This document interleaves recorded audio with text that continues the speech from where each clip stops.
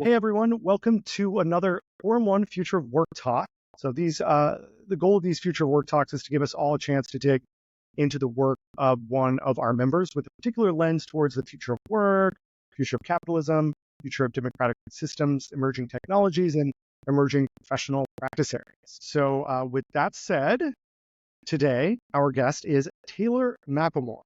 Taylor is all about the future of work. He's passionate in particular about improving the lives of humans, the humans that are involved in the working world, and expanding their potential. So Taylor spent many years in the entrepreneurial ecosystem on just about every possible side as a founder, an investor, contributor, advisor, board member, mentor, and many other roles, but almost always as a community builder. So Taylor's worked for many years with Techstars in Denver, particularly their workforce development accelerator. And over the past couple of years, Taylor has founded two organizations that I'm sure we'll talk about much more in this conversation, Human Potential Capital and the Human Potential Summit. So with all of that as prelude, welcome, Taylor. I'm so happy to get to talk with you today. Thanks, Hank. It's a pleasure to be here. I really appreciate the opportunity to chat about this stuff with you and share it with the community. Awesome. Thanks so much. All right, so let's dig right in. So, as I mentioned in your intro, you're the founder of both the Human Potential Summit and Human Potential Capital. So I wonder, just to start us off, could you explain a little bit more about what those organizations are and how they are related to each other? Sure.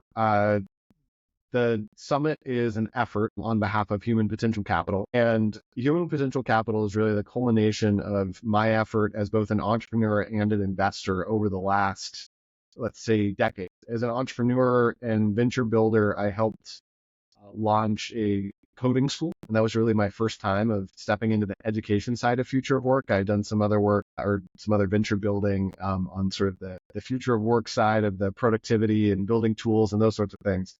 But it was that experience that helped me really see how critical it is that we connect education and work. And sometimes I would argue they're significantly disconnected. All of that, plus my time at Techstars, led me to say this world, it has a lot of needs in that space. And the way that I can contribute is by building an organization that is able to invest, build community, bring stakeholders together to solve these problems. And that's what we're really trying to do. So is it a venture firm? Yes. Is it a sort of platform and community building organization? Yes. And at the end of the day, we measure our progress on, are we helping companies, employers be better and more successful employers, defined broadly? And are we driving economic mobility and meaningful careers for people? We mostly focus on the United States, but we deeply care and have aspirations globally as well. That's fantastic. So, if you were to turn that around into kind of a problem statement, like what are the problems that you see, needing more attention and more investment, within organizations and within the entrepreneurial ecosystem that you would say that the Human Potential Summit and Human Potential Capital are focused on solving? Yeah. So maybe I'll start at like the societal level, and then because I think we start there, and then like entrepreneurship is beautiful and wonderful, but I'm a big believer that like the most meaningful forms of entrepreneurship are when they are tied to problems bigger than just the idea that like starting business is inherently good, which it is, but like to what end, right? Is what I always like to ask. And so for me, the challenge is that, once again, I'll focus mostly on the US here, but these challenges of work and learning are global. But for the US, like we've seen declining economic mobility for at least the last generation and definitely the last few decades. And on top of that, and I see this as highly connected, people's satisfaction and engagement at work has been declining. The pandemic was a major hit to that across all forms of work, but that has honestly been on a slide and a decline for an extended period. And when I think about, number one, people's identities, what work you do, how that connects to your life, how it's integrated or disintegrated with your life, have a massive impact on your happiness and also like what you can contribute. And so like to me, like that is the problem. 60% of people are disengaged at work, according to the most recent Gallup State of the Workforce report. Like, how dismal is that? Like, this thing that you're going to spend a massive chunk of your life doing, you're showing up and you're doing because you mostly have to, and you're not engaged. So, like, I start there. Like, and there's so many different directions that we can dive in however you want to. Well, imagine a world in which people didn't have that and they were motivated, engaged, and happy at work. The knock-on effects of that. And so that's where I go. Like what are those massive foundational issues around work and learning that we need to be addressing. And that gets me to entrepreneurship, which is, I think there's no, like, yes, we need policymakers, we need regulation change, we need research, we need philanthropy and nonprofits to perform at a whole different level. But to me, the most valuable way and the highest leverage that we can solve social problems is entrepreneurs building better solutions. So that's what I hope.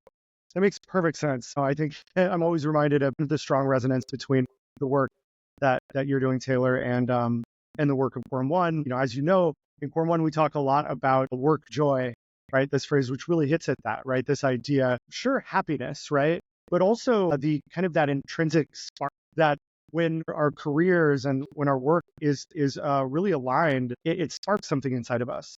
I mean, that's something not only makes us more productive, right? It drives us to push harder, but also makes us like less likely to leave, right? It helps with kind of retention rates, reduce churn, and it can be a real, like, I think, strategic advantage for organizations that are able to capitalize on that, right? Like, everybody's not going to be able to live in that work joy state at all times, but certainly the more time that we can spend in that work joy place, kind of potentially the better that we're doing and the better that the organizations that we're working for are doing as well. Completely. Totally preaching to the choir. I guess, like, if you had to lay out your core principles for designing or reimagining the future of work, what would they be? Yeah.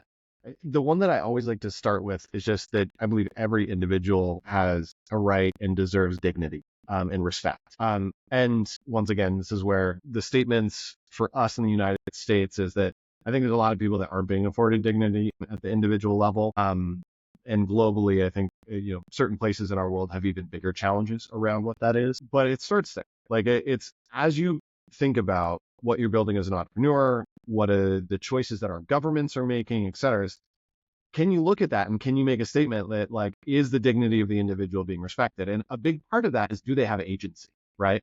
Do they have the ability to make choices that are relevant to where they want to go? And do they have the enough information so they can actually make informed choices? Because it's one thing to have agency without information, or it's one thing to have agency but no information. It's a whole nother to have agency and be informed about what choices are relevant to you. So, for me, that's really the first one, and it kind of builds to the second. And then I'll pause there. But the second is that, like, every person has gifts and talents, and that's something that I hold true. And it doesn't mean that people don't have different inherent abilities across different skill sets or in different scenarios. This is the opposite of a statement that, like, everyone's the same. It's everyone's different, and that is beautiful and amazing. The question is, do we understand that? And do we create the space for those things to shine through, for them to say, this is what I'm really good at, and also this is what I struggle with? Because unless you can have intellectually honest conversations about both of those, it's hard for someone to find a place that is, as you were saying, the joy of work, or borrow like a Maslow term, self-actualizing, right?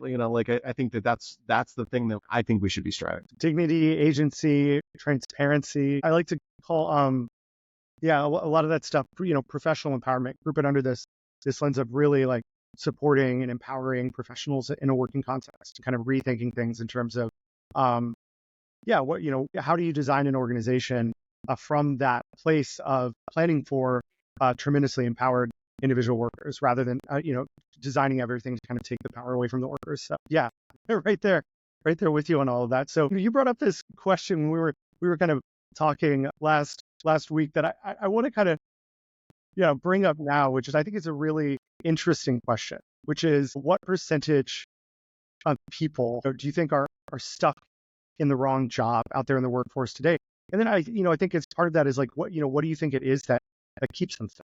Yeah, it's a question I think about a lot. And I actually see it as two parts to that question. The first is, if you had the ability, and I don't think anyone does, to measure what percentage of people are in the right job, and then of those people that are not, are they stuck or not? And how so? And so on the first part, it's a somewhat hypothetical conversation, because first of all, you have to explore, like, what is the definition of, like, the right job? There are so many lenses you could apply to that, some which are, that individual piece where we started. And then the other is more top-down social, like, are they productive in terms of traditional economic definition? And so that's why, like, it's a fun thought experiment, but not a real question that can be answered. I'm sure some economists would tell you that. But for me, I like to start the individual one, which is, like, do they feel as though it connects to their identity, their skills, the things that they're just inherently good at naturally? And I think if you really dug in that with most people, they would admit that at least some portion, if not the majority of their job is not. And so like my number is I think that at least half of the people in our world are in the wrong job or not the right job for them. And it could be as high as 80%. And the big challenge is that we built a bunch of structures around how we work that keep people mostly in the same seat. That's everything from, if you look at how, Hank, you and I were talking about this, org charts are just this like painfully static concept. And it's like, where do I go from here? I'm a dot on the map and there's not even this isn't a roadmap. It's just a static thing, to how job descriptions are written, to the way our labor laws have been structured that mostly reinforce that employers should be very careful of dare they move any, because there would be so much liability assigned to like any movements. And that's for, I think, good intentions of protecting workers, but at the cost of like, we've stifled people and we've found ourselves in systems of stasis versus dynamism to say like, can I safely raise my hand and say, I'm not in the right spot? And then say, what are the steps for me to go towards what a spot that would be really fulfilling for me? 100%. I love it. And you talk quite a bit about this idea of stasis versus dynamism. And I'm sure that's something we'll come back to again later. But yeah, I think the org chart is such a great example of just of that kind of at play, where just like, when we imagine what an organization is, we think about an org chart. Like in our heads, it's almost like, if you're an elegant investor thinking about investing in a new organization, it's like, well, like, you show me the org chart. How does the team fit together? And we're just so used to that. But it's an intrinsically static depiction of a company, right? And the reality is that nobody's really in one role. That's absurd. Like, and that's not like this a new thing. It's like, no. Like 1800s, like nobody's ever been in one role. That's just not on how it actually works. And nobody's ever actually static, right? They're always constantly moving and learning. And I think that's one of the things that hopefully in this moment, I think, we'll probably get to questions looking further out to the future as we go through the conversation today. But technological revolutions have this ability to sort of reset the systems that define our lives. And I think one of the unfortunate truths is that as much as in the industrialization as a technological revolution created greater, GDP per person, like, yeah, there's definitely downsides to it. But I think there's easily an argument to be made that the upsides of where we were 200 years from ago versus where we are now, we've come a long way. Even just measured by average lifespan, we've added more years to the average life significantly. And so like, that's all good. But like to pick on like Taylorism and just the way that we think of everything in our world as a assembly line, we've embedded that so deeply that we're almost blind to, right? Like everything, the way from our school systems work, that it's like a linear progression through curricula, right? Like that's not how humans grow and evolve. Like you can't plan out 18 years for a human and hope that it's right. That's not logical for anyone that has had any human experience to how we think about jobs and everything else. And so this moment also for me is this opportunity to say, like, yeah, that made sense when you're trying to be like, hey, I need one widget maker that does this one widget 5,000 times a month and hopefully just keeps on doing that even better. That's not the world we live in anymore. So like, let's use this moment to rethink. Absolutely. So I love where you're going with that. And let's maybe go a little bit deeper, down that, because I know that you're well versed in the history of work and corporations and in management. So I'm curious, for you to relay from your perspective a bit more of the story of how it was that we got here, right? So how did, some of these ideas of fixed potential and kind of organizational stasis emerge? Yeah. So like, yeah. I mean, it's an amazing question, and there's a lot of people, historians and philosophers, who are even more well versed. But for me, the way that I think that it really got deeply institutionalized, and everything from how we think as a society to how our capital markets work to our government runs to our all the ways that we institutionalize things, is that the Industrial Revolution allowed us a means of production that we had never seen before. It allowed for comparative advantage to emerge in a way that had been very modest previously and became massive. But the challenge is that most of that came through the ways in which we brought machines into physical world. What that resulted in is that people quickly became focused on what is the least amount of human capital that we're willing to put up with to generate the output. And we got into this human capital minimization concept as like the production maximization. And that made sense when like the early cotton gin came out, or, early, like we were building the first, parts that went into trains. Like you get, like, it makes sense historically. But all of a sudden there was this shift that happened as we moved to a service economy and then a knowledge economy. And then, like I'll piggyback on a term that Maria Flynn from JFF coined recently, which is that the relationship economy that will come out of the world of AI. And we never updated that. We were still just like, how do we minimize the costs of people versus thinking about how do we maximize the value and output that they contribute against a mission or a strategy or whatever the goals of the company, organization, what have you. We never made that switch. We just stuck with the same thing. Everything from the hours that we work to how we collaborate to the tools that we use. And so we've just, this kind of biomimicry has echoed its way through versus us being like, time out, let's rethink this thing. Like, what if we built this from the ground up purposely for what our human potential was? And it wasn't this limit that like there's a ceiling to human potential. We're like, what if we think about how flexible and our neural plasticity and those elements, and that like we actually don't know the boundaries of our human potential. And that's a good thing. That's not like makes the equation annoying and not solvable, but like that's actually the upside. I love that. I love that so much. And I think bringing that, back to a couple of areas, like one around kind of the infinite potential upside of human potential, because I think you get into a lot of arguments when you talk about the growth of economies and this idea of infinite growth, and a lot of people talk about economies that are designed to not grow, right? And how on some level we need to kind of restructure capitalism to not consume all of the resources of the earth and leave us in a desolate wasteland, right? Which is obviously on its face true, right? And I think that what gets lost in there sometimes is the understanding that just because an economic system grows exponentially doesn't mean that it has to destroy the environment. That doesn't mean that you have to keep consuming more of the Earth's resources, because actually the economic systems that we've created or evolved as humans are less indications of all the resources that we're absorbing from the natural world, or they aren't just that, and really indication of human resources and human potential. And that's the area where there really is infinite possibility. We have no idea about how much value a human can create in 1 hour of life. That's not necessarily something that's capped. And as we continue to create more things of beauty, more things, of course, within a broader framework that ensures that we're not destroying all the things that we hold dear, there really is the potential for unbounded growth within the human part of the equation. I wonder if you have just any thoughts about that, like unbounded, human potential, and what that might look like. Yeah. I mean, for me, two thoughts come up. One is that I think we still struggle as a society to be comfortable with the concept of profit, and it's because, and I think it makes sense because we sadly have been faced with many examples across not just our nation in the U.S. but globally of where profit has been extracted in a really human, environmentally, and otherwise painful ways. So, like, first of all, true.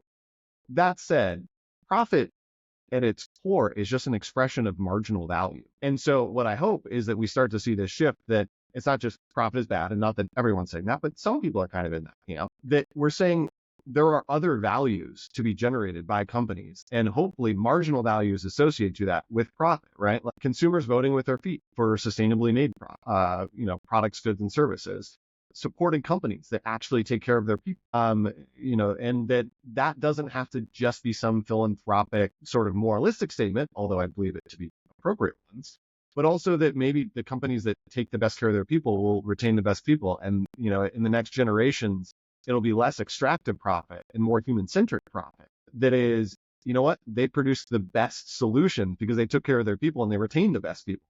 And that wasn't just, some miracle. It was that they did the basics. They provided them reasonable benefits or flexibility or whatever the things were. Like, that's where my mind goes, is how do we find economies that value the things that in the long run we value as a society? Because it does feel like there's some dislocation. Exactly. Yeah, I think it's all really about alignment, right? And finding those ways to align sort of these profit maximization engines that we've created with broader goals that in previous iterations, and one could argue in current iterations are usually called externalities. Like, all right, let's bring some of those externalities in because they're not actually external, and in some cases they're extremely not external. So the other thing that you get at talking about, right, scientific management and Taylorism and the emergence of the assembly line and the Industrial Revolution, a lot of the parts about kind of the nature of the firm and the nature of work that we still carry with us today. And in that story, the other thing that you were getting at, I think, which I think is really key, is learning, right? I think a lot about this. For me, my own background is coming from education technology and particular professional learning, and I just think a lot about how much the sort of need for ongoing education and ongoing learning has shifted since the industrial age.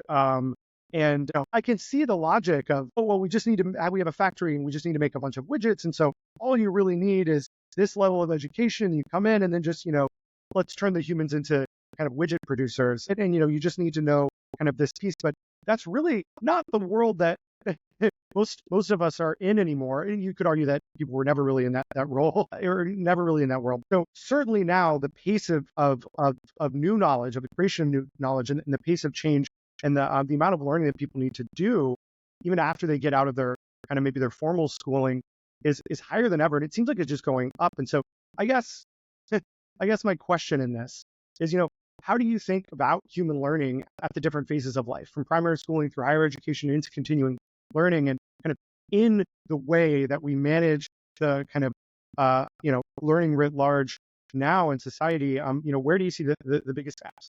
Yeah. It's such a great question. And I think a lot of people have been talking about some of these ideas for a while around, the importance of lifelong learning. I was in a conversation recently where we were talking about lifelong learning and older workers, and it's just like these descriptions that usually sort of make people turn off, like they stop listening over it. And so, like, number one is I just think we need to reframe it and start with how, like, we're focusing on the small piece of the pie versus the big piece of the pie, and then we need new language. So I'll start with what I mean by the pieces of the pie. Like, number one, in a person's lifetime, their number of years in, K through 12, and then if they participate in post-secondary education compared to the rest of their years of their life, it's just the beginning is a small piece of the pie. Now, it's formative, it's critical. We emphasized it historically for good reason. But then at the detriment of just being like, and then you're done. Good luck. Hope life goes well. And so, like, we need to rebalance that, right? We need to, like, figure out the language that actually resonates and gets people excited, that this isn't like, oh, okay, you've learned everything, like, good luck with the rest of your life, but rather, career long learning is a term that a friend of mine, Mitchell Stevens, has shared with me that I think is much more interesting, that emphasizes the importance of career, and that a career is like a pathway that evolves over time. The other piece is emphasizing the role that employers and companies can play in this. I think that our universities and our traditional higher education institutions deserve a ton of credit for helping build this country, right? Like, they're at the core of a lot of the innovations that have advanced our society, et cetera. But as it relates to generally educating people for lifelong careers, they're deeply underperforming. And in a few ways, once again, small pie, piece of the pie, big pie, piece of the pie issue. 65% of Americans, according to the last census, don't have a 4-year degree or higher. The majority of Americans are outside what we think of as, like, the main system after high school that you need to go access economic opportunity. So, like, how do we reshape the fact that there's 15 to 18 million people in the university system, but 150 million workers that are actually learning through employment? You compare the resources that we deploy, though, and it's, close to, $750 billion annually goes into the higher education system, and under 250 million goes into upskilling, L&D, and those. So, like, we've got all these mismatches about just how we think about it. So, like, number one, we need to become comfortable with those realities as a society, and then say, okay, great. Like, it's not about building another system, but that's as big as the university system. But, like, how do we actually, like, catch those out to, like, a level of relative parity? Those are the things that I call. Yeah, absolutely. I mean, and it's something that only becomes more needed as we enter this AI-driven age. right? This age of exponential change, disruption is just becoming more and more big. And so, it's like more and more of a major driver of sort of the economic reality of workers and organizations. And so what happens during disruption, particularly like these professional kind of, talent style disruptions, is all of a sudden you have all of these workers who have this really valuable skill set that now is either like, like less valuable, right? Or like in some cases just not even needed anymore. Yeah. And now you need to cross skill and kind of move these folks from this knowledge mountain over to this knowledge mountain. And so then that idea of the friction of learning and not having enough resources in terms of reskilling and helping people migrate really becomes like a lead anchor around the economy kind of writ large, right? Definitely. And I think like that's one thing that has evolved over the last few decades that is really exciting, but we haven't put to good enough use, is that like the atomic unit of education has been shrinking, right? Like whether it's 4-year degrees or higher, master's degrees and beyond, even to associate's degrees, even then we got, smaller credentials. And, you have worked so deeply in this space, it even better than I. But like we're now to these tiny atomic units of learning, which is great, but in and of itself, smaller isn't better unless it's actually applied, right? The great thing was that like you didn't have to, he's like, oh, well, you don't know how to do a data query through Python. Well, go back to college. That's a pretty worthless answer for most people. Now, though, you could be like, well, what is the one course that could help me do my first query and learn the basics so that I could get started? That's good. But that only matters if we figure out how to deliver that to the person who's in their career path and stuck because of it. And how do we do smaller delivery just in time? And to me, that's the moment. We're there. We have the raw ingredients. Now we need to cook the amazing. It's great. I love that just in time. Obviously, just in time manufacturing was something that had a really big impact in the physical goods manufacturing space, right? I think just in time learning is a really powerful piece, perhaps in the learning space as well. So I'll drop a couple of other things there, which is I've done a lot of work in, as you alluded to, in the digital credential space and in the open badge space, and making learning, particularly professional learning, visible and trackable. Yeah, there's been a whole movement towards micro credentials, trying to track smaller bits of knowledge. But it's really challenging because our organizations aren't necessarily designed. I always describe micro credentials as a key looking for a lot, because they don't fit neatly into like a hiring process, and they don't fit neatly into a kind of like a professional development pathway in most companies and stuff. So I do think that upskilling you were talking about, like better language for a lot of this. I think upskilling is, as you've said a couple times, come on the scene, and that sounds at least a little bit more interesting to make this idea of continuing education more interesting. In Quorum we like to talk about infinite upskilling, just this idea of this is never going to stop. It's not like, oh, I upskill, now my skills are up and I'm good. It's like, no, it's actually an infinite pathway of permanently needing to upskill, which unfortunately in some ways just is probably just going to accelerate as it goes on. So the point about like, the credentials and the experience and the degrees you have being like a key, and you're kind of searching for the door, makes me think of a friend of mine shared this metaphor with me. And whether it's entrepreneurship or what you're talking about, I love this metaphor. And it's, I'm guessing for most of the people that, are listening to us, they've seen The Matrix. And the metaphor is that secret hallway of infinite doors that lead you to anywhere within like the universe that is The Matrix. And it's like, that's your options, whether you're a learner, you're an entrepreneur, or whatever it is. And you have two choices. Like, you can either get a key and then go down the infinite hall and hope you find the right door. Or you can go find the door you want to go through and act like a locksmith and figure out the right key to that door. And we so commonly walk through life with a key, just trying doors, versus the other way around, whether it's, for entrepreneurship, and that door is the problem to be solved. And you then say, what solution is needed to be built? And like, that's actually the path to finding product market fit faster. Or if it's with education and like, hey, I went and got this really great expensive degree, but I don't know which door it opens. It's the same problem. Like, what if we started with that door is your career? And it's like, let's build the key for that door and like build it as efficiently as possible versus you walk in this infinite hallway. Absolutely. I think that's part of what has brought so much resonance for me personally in the entrepreneurial space, because I've always been very into learning. I love learning. It's like one of my favorite things is learning something new. Um, that I'm interested in learning about. And I find that entrepreneurship really is so often actually about finding the door first and then having to like search around it and build the key kind of inside of yourself. And that produces just, I find, a lot more work joy, which and entrepreneurship, as we know, of course, but just to say it out loud, can mean a lot of different things, right? Entrepreneurship can happen in full-time roles, and it can happen even, for people, entrepreneurial thinking is something that can happen in a lot of different contexts. So yeah, I want to bring up a question that came from the audience, which is, coming back to this idea of, entering the age of AI. And so, when it comes to learning, as we enter this age of kind of AI-driven innovation, potentially AI-driven companies, restructuring the way that that interface that between workers and technology, coming to that age, like what type of knowledge and skills, professionally speaking, do you think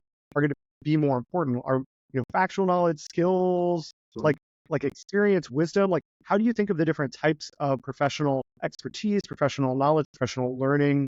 And what do you see when you look, as we're entering into this AI-driven era as being kind of the more important ones?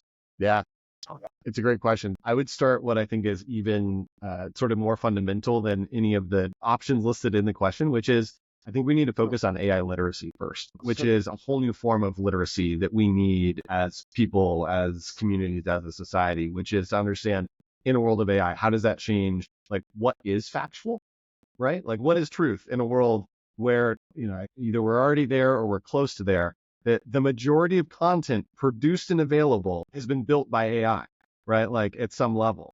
Like, what does that mean in terms of understanding how we vote, how we interact between people? And most important to me, like, I don't think that's a problem. Like, that's fine that machines are going to build the majority of the content. Like, I don't care about that. What I care about is the veracity and our ability to identify what was the source of that. And to me, like, that's this big moment, which AI, first of all, is a broad set of technologies. It's not just one thing. Let's state the obvious there. But in this moment that is mostly frothy, driven by the generative AI piece, generative AI by itself that is purely probabilistic, and the model can't point back to where it got the information, is very concerning. I deeply believe that if we want to use this technology and hold on to the concept that truth is important within information, provenance of information is important. If we don't require of those systems that if they are performing a critical function, that we can say, where did you get that? It better have a damn good answer. And if it doesn't, we should question the hell out of it as a society. So like for me, those questions are the right ones, but we need to first have the AI literacy so that everyone can ask those questions of the systems that they're interacting. So like, to me, start there. Once we get past that, then we get to deal with the fun other things, which is like, how does this make us in a better position for humans to do more human things? So what does it mean for how it changes jobs, and how do we bring people along versus leave them behind in it? And then also just not apply AI to everything for the sake of AI, but just say like, where did we actually get some lift from? Absolutely. Let's go even further into, we've been talking a lot about kind of the, how we got to this place and some of the things that are broken in the working world today. And it's not hard to look for things that are broken in the working world today, of course, but skipping ahead of present, let's go to the future for a second. And so, when you envision, obviously you think a lot about the future of work. When you envision the future of work, kind of the blue sky version, not the one that's constrained by what exists today, what do you see? Yeah. What does a better working world look like? The first thing that feels critical to me is how do we start shifting to systems of dynamism versus stasis? And as much as our employment law is built to protect people, we know that, whether you want to refer to it as the gig economy or whatever language you want to use,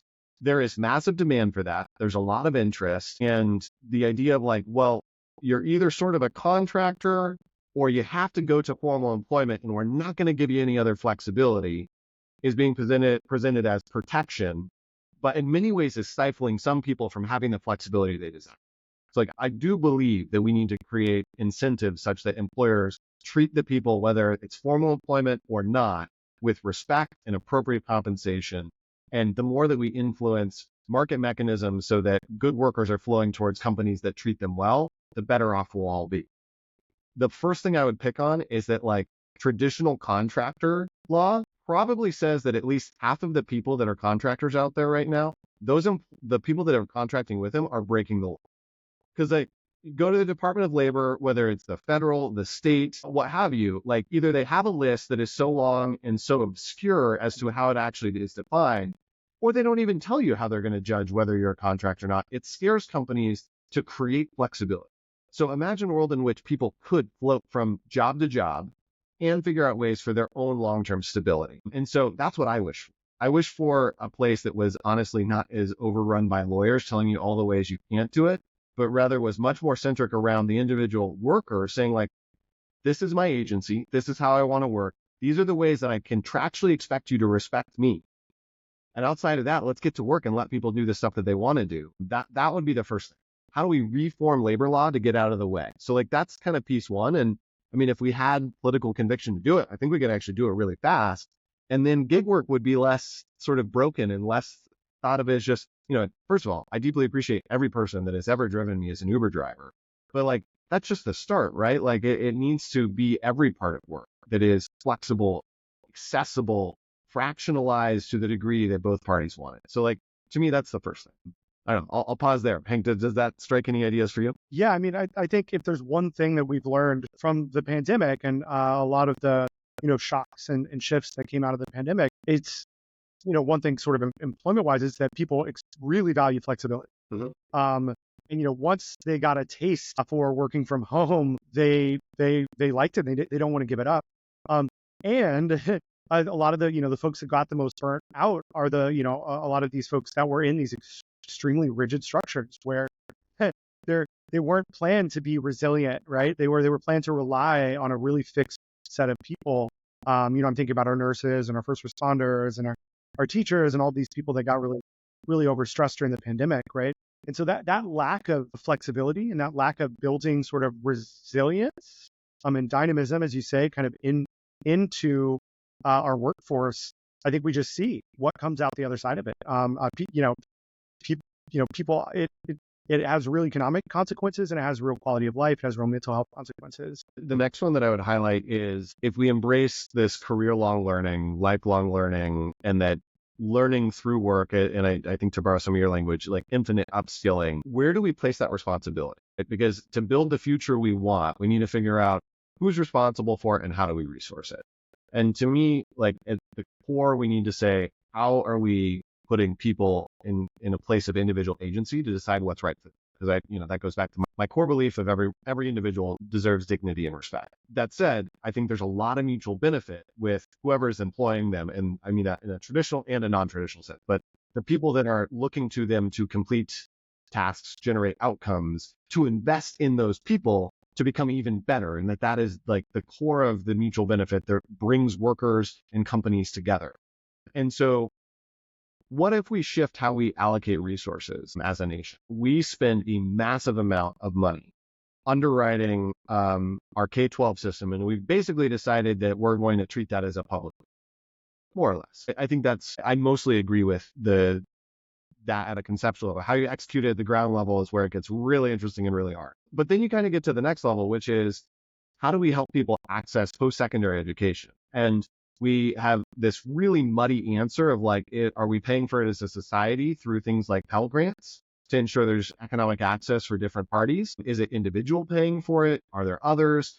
And like, that's fine. I honestly don't know how quickly with how political situations and lobbyists work will unwind that rat's nest. But what I do think is we should shift more money towards employer as educator, where that learning is actually happening. Imagine a world in which employers had an opportunity like Pell Grants to be like, wait, there's funds available for me to upskill my people. And like, I'm going to put them to work today and retain them longer because I got them the right skills to keep them around longer. Like, I want that one. If we're going to do this investment at the public level, I want to understand how we do that in like an outcome and aligned way. And then the last one that I'll throw out there, which I think goes back to the beginning, is I think we failed ourselves on this exploration of how we set people up for good career navigation where they have the agency and they're at the center. And it's like, how do we help people learn about themselves so they know what they want to be when they grow up? Which like sounds kind of silly. It's a question we ask like young children, what do you want to be when you grow up? But like, I think we should be asking everyone that question at all points in their life. And unless we actually help people gain the skills to figure that out, like we haven't educated anyone if we haven't helped them figure out what their own exploration of self is. And I think that should occur at preschool and kindergarten. It should happen in high school. It should happen in all forms of post-secondary education.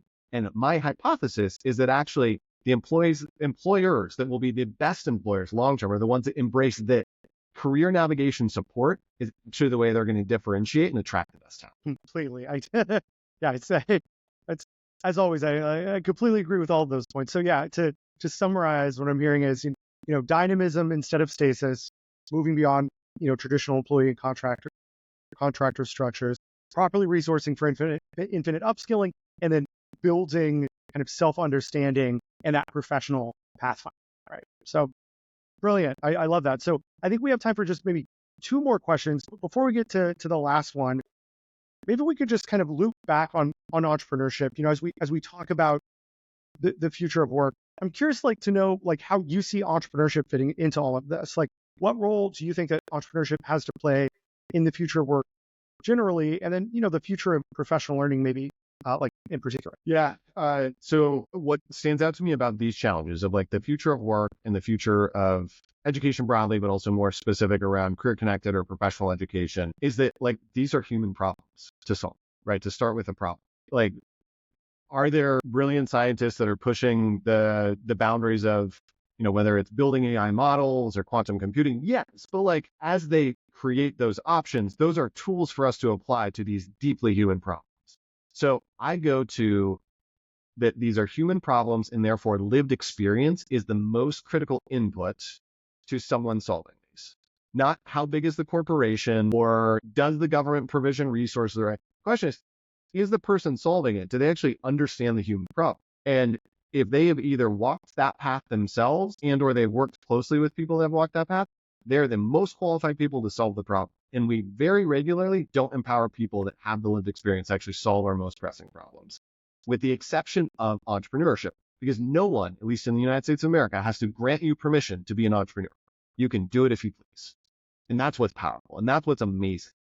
And what we need to do is support, resource, and back the people that have lived experiences around economic mobility and supporting people on those journeys, on professional learning paths that actually lead to durable, family sustaining wages, to have the resources to go build the next solutions. Because I'll be honest, I'm going to pick on some of the incumbents out there, whatever big brand name you want to pick on, they're mostly solving for how are we going to hit our next quarterly numbers and drive enterprise sales, versus what is the individual person sitting somewhere that wants to have a bigger, better career in whatever way they define, unlock their own human potential. And I'm sure the incumbents would disagree with me, but I would point to our stagnant labor market and tell them that they're not doing their jobs yet. So entrepreneurs are the ones that can save the day. I love it. Yeah, and I absolutely. I mean, obviously, I've got a bias towards entrepreneurship, being a long-time entrepreneur myself, and then helping organize and lead a entrepreneurship collective in Forum One. But I think both on that sort of that connection and that bringing information in context in point, as you say, and on the learning piece, and also the opportunity to generate sort of life-changing wealth, and democratizing that possibility more is obviously something I think that's extremely attractive. Yeah. Okay, so last question. I think we got to wrap up in just a moment, but just as a last question, obviously this entire space is such a rich idea space to explore. And so I know you will be doing just that very soon, the Human Potential Summit in Denver, which is October 14th to the 16th for reference. And I thought maybe, perhaps as a way of wrapping things up, you could, talk just a bit more about the summit and, what will be happening at the summit and just how people can get involved if they're interested. Sure. So I appreciate the opportunity to share more about it. For us, it is really about those principles that we talked about. It's that we believe there is massive shift in existing systems and new systems that need to be built so that employers and companies can unlock more potential and be more successful. And that is mutually beneficial and connected to the employees and the people that they engage with, and how we unlock economic mobility, meaningful careers, and that happens through this transformational process that we like to call education. And so the summit is bringing together people that are passionate about that. The majority of the audience is going to be company leaders and employers because we believe it's critical that these conversations happen in partnership with them. I think a lot of this conversation sometimes happens about employers with no employers in the room. And I think that's honestly wasted effort. The other thing that we're really focusing on is how do we make a summit more than just sort of a time when people got together. The whole point of our summit is how do we come together with the purpose of saying, let's bring together early adopters of talent innovation to share ideas and a commitment around taking action afterwards. So honestly, that's my biggest sort of point to make is that this is for the doers. This is for the people that are like, I am tired of the status quo. This isn't working well enough, whether that's for my company bottom line and or because I believe that people deserve better opportunities. That's what this is about. How do we create a concentration of those people so that we can create a movement? That's what this is. Wow. Well, I'm really excited for the Human Potential Summit. I will definitely be there. And I know many other folks from Forum One will be coming as well. So we'll obviously share a link to that in the show notes and video description for this for folks who are interested. This has been an awesome discussion. Taylor, thank you so much for taking the time to have this discussion. Let's wrap it there. Thanks. Appreciate it. Thank you for having me. All right.